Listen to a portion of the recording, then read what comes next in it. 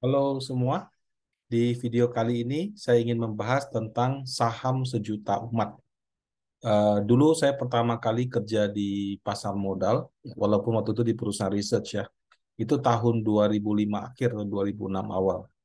Nah, dari 2006 sampai dengan 2008, waktu itu ada satu saham yang mendapat predikat sebagai saham sejuta umat, yaitu Bumi Resources gitu ya. Waktu itu data-data pasar modal sepertinya belum dipublikasikan, tapi sepertinya belum ada 1 juta. Jadi dia sudah dapat julukan saham sejuta umat. Nah, per Desember 2022, data di Custodian Central Efek Indonesia atau KSEI, jumlah investor saham dan surat berharga lainnya, ini tanda bintang ini bukan berarti dia masuk ke reksadana atau obligasi ya. Jadi kayak instrumen saham yang terdaftar di KSEI karena masih ada investor yang pegang sertifikatnya dan belum jadikan elektronik. Jadi mungkin dia pakainya yang terdaftar di KSEI itu ada 4.400.000 investor saham. Nggak tahu ya yang punya saldo berapa ya, tapi 4,4 juta itu sudah ya tidak sedikit gitu. Nah, pertanyaannya, apakah setelah investor saham mencapai 4,4 juta, sudah ada saham sejuta umat? Artinya seperempat daripada investor di pasar modal punya saham ini. Nah, penyebutan saham dalam pembahasan kali ini bukan rekomendasi buy, sell, atau hold. Nah, jumlah investor dan susunan pemegang saham itu pada dasarnya adalah salah satu bagian keterbukaan informasi. Jadi kalau Anda menjadi perusahaan TBK, maka salah satu syaratnya adalah mengumumkan Anda punya struktur pemegang saham, direksi komisaris, kepemilikan saham oleh pemegang saham pengendali, publik, direksi komisaris, dan juga yang di atas 5%. Nah, informasi seperti ini bisa diakses di websitenya IDX. Kalau dirangkum sih di RTI cukup bagus ya, sudah dirangkum ya. Nah, contoh 2022 yang lalu, saham dengan frekuensi, artinya paling sering ditektokin ya, jadi cuma lihat frekuensi, itu Bumi. Sementara yang nominal, jadi yang beli jual paling besar, itu Bank BCA. Itu Bumi ya, di 30 Desember punya 114.000 investor, berkurang 1.483 dari bulan Desember. Ternyata Bumi belum sejuta umat gitu, baru 100.000 umat. Nah, ini kalau angkanya sama persis seperti ini, kemungkinan ada kesalahan ya. Tapi ya nggak tahu seperti apa. Ya, kayaknya ada satu yang skip dia. Kemudian Bank BCA, nah yang ditransaksikan paling besar itu juga belum sejuta umat, tapi 260.000. Naik 35.000 dari bulan sebelumnya. Yang di Juli lalu sebenarnya sudah hampir tembus 300.000. Ya, jadi ternyata Bank BCA juga bukan bank sejuta umat. Gitu. Nah, berdasarkan statistik di IDX ya, itu di Desember 2022 ada 825 emiten dan setiap tahun itu bertambah 50-60. Jadi on average 1 bulan itu ya mungkin ada 5 atau 6 yang baru. Jadi terus terang sekarang sudah susah menghafal jumlah jumlah saham di bursa. Dulu masih hafal karena kalau IPO nggak banyak gitu. Wah, sekarang 1 bulan bisa IPO 5-6 perusahaan. Dan kebetulan karena saya kantornya di Gedung Bursa Efek Indonesia, kalau orang IPO tuh suka ada papan bunga gitu. Ya, dulu jarang-jarang lihat, sekarang kayaknya tiap bulan itu pasti ada orang akan pasang papan bunga. Nah, karena ada begitu banyak, tidak mungkin saya klik di RTI satu persatu, saya screenshot gitu loh. 825 loh, yang benar aja. Nah, untuk itu saya coba ambil LQ45 saja. Nah, LQ45 ini, waktu saya buat materi ini, masih di bulan Januari. Jadi saya menggunakan anggota LQ45 per Agustus 22 sampai Januari 2023. Kalau di 1 Februari sudah ada yang baru gitu ya. Nah, kemudian karena ada 45 saham, saya pecah jadi 3 bagian, 15, 15, 15, ditambahkan informasi free float. Ya. Free float itu adalah persentase saham yang dimiliki oleh masyarakat umum. Jadi semakin tinggi, semakin besar, saya salah, bukan semakin tinggi ya, semakin besar persentase free float, berarti jumlah investor juga semakin banyak. Kenapa? Karena free float itu benar-benar pemegang saham yang kecil-kecil, bukan yang 5% seperti itu. Nah, berdasarkan data free float dan jumlah investor per Desember 2022, saya urutkan ya LQ45 dari yang paling kecil ya. Jadi peringkat 31 sampai 45. Ternyata untuk masuk ke LQ45, 3.500 investor juga sudah bisa. Itu menurut saya bukan jumlah yang terlalu banyak sih. Kemudian 4.000, 9.000, terus sampai 26.000. Nah, persentase free float-nya mencerminkan nggak? Yang teorinya makin besar free float, berarti jumlah investor semakin banyak. Nah, kalau kita lihat kayaknya agak kurang konsisten ya. Di sini 35% ada 3.500, ini 14% ada 4.100. Jadi, lihat dua data ini saja bisa kita katakan kurang ini. Nah, kemudian contoh juga TPIA sama BRPT ini kan setahu saya masih afiliasi. Nah, yang satu 14% 4.000, yang satu 27% 21.000. Tapi yang 25% di sini 24.000. Sementara 34% juga 24.000. Jadi kadang-kadang cukup sulit untuk kita nyatakan ya. Kalau free float-nya besar, jumlah investornya banyak dan sebaliknya. Jadi setiap saham mungkin punya punya case tersendiri. Nah, yang tadi peringkat 31 sampai 45, sekarang peringkat 16 sampai 30. Di sini ada MNCN yang ada tanda bintang. Pada saat saya ambil itu masih di November 2022. Jadi yang Desember belum ada. Nah, kalau yang di peringkat 16 sampai 30 dari 26.000 investor sampai dengan 63.000 investor. Nah, jadi sudah semakin banyak ya. Yang paling sedikit kan cuma 3.500. Kalau yang ini sampai dengan 63.000. Jadi antara peringkat 45 sama peringkat 30 ya, itu selisihnya sudah hampir 10 kali lipat. Kalau dengan yang ini sudah hampir 20 kali lipat gitu.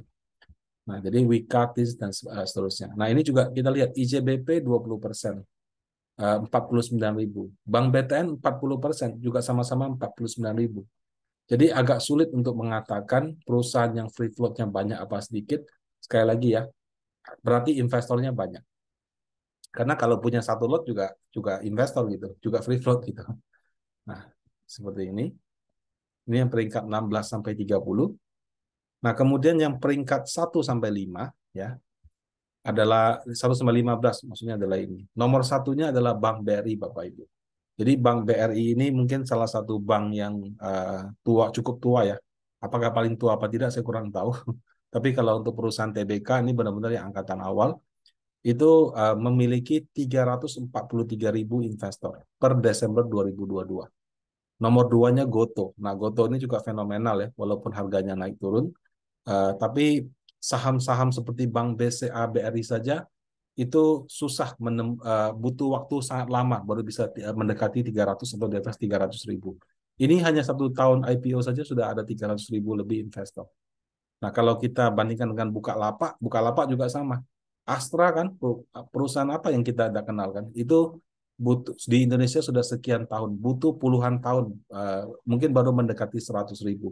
Nah, dia juga hanya dalam 1-2 tahun sudah hampir mendekati 100.000.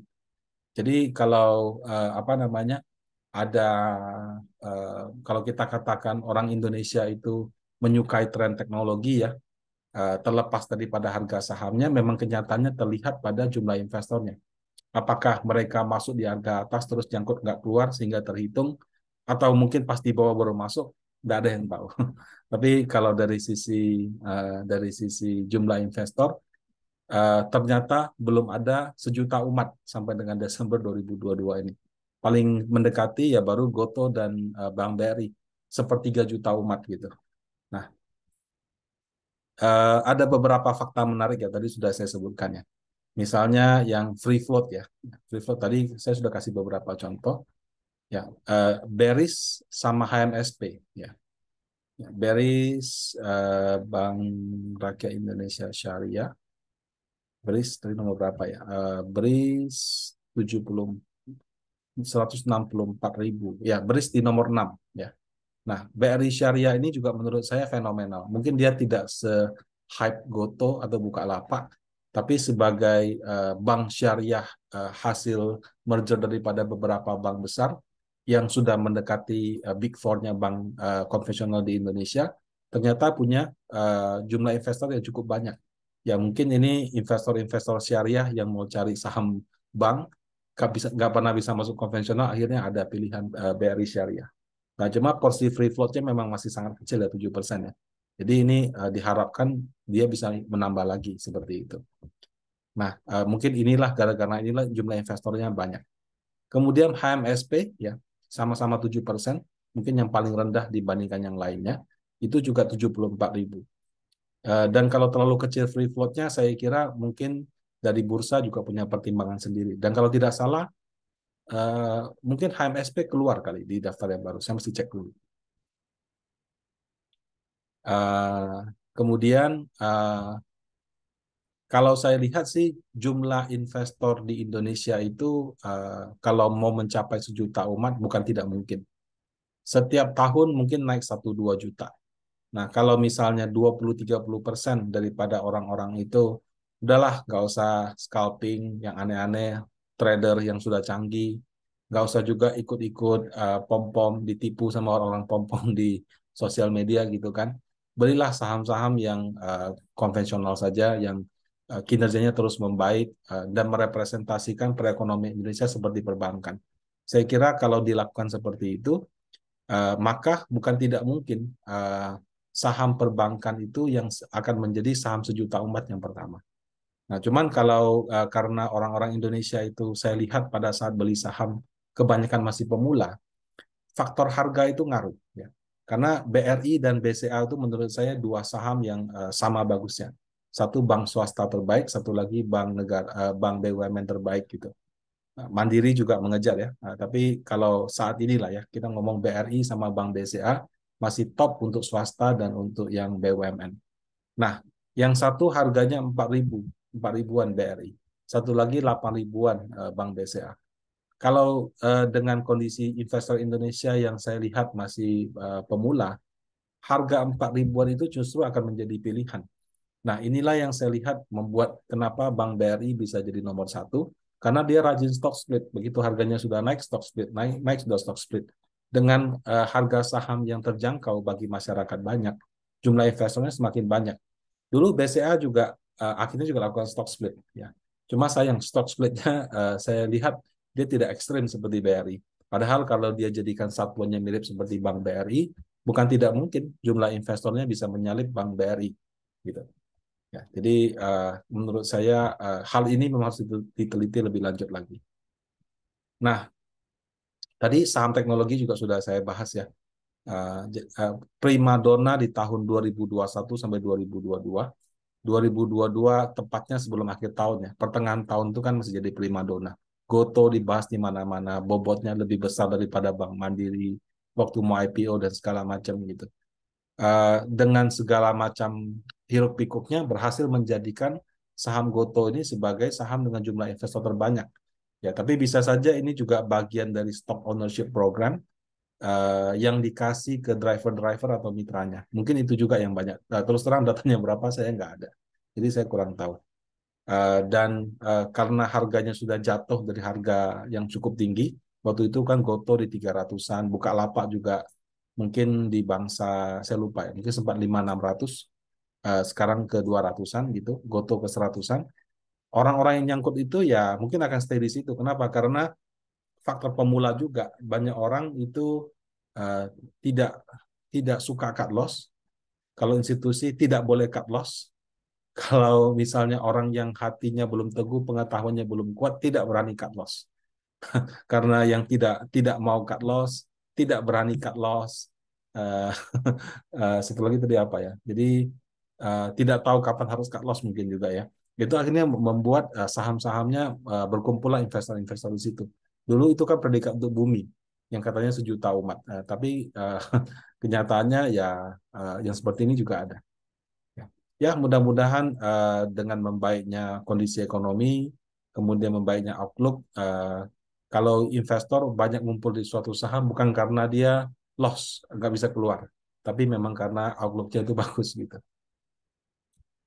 Nah, akhir kata, semoga ada saham sejuta umat benaran di 2023 ini, di mana saham sejuta umatnya juga sekali lagi bukan karena sejuta umat ngumpul di situ karena loss nggak bisa keluar, tapi yang memang fundamentalnya bagus, bisa di hold jangka panjang, di mana kriteria fundamental bagus itu nggak cuma besar, ya, nggak cuma barang-barangnya kita pakai, tapi juga labanya bisa meningkat terus dari tahun ke tahun. Demikian sharing dari saya. Semoga kita bisa mendapatkan saham sejuta umat pada saat video ini saya update tahun depan. Terima kasih banyak. Semoga sehat selalu.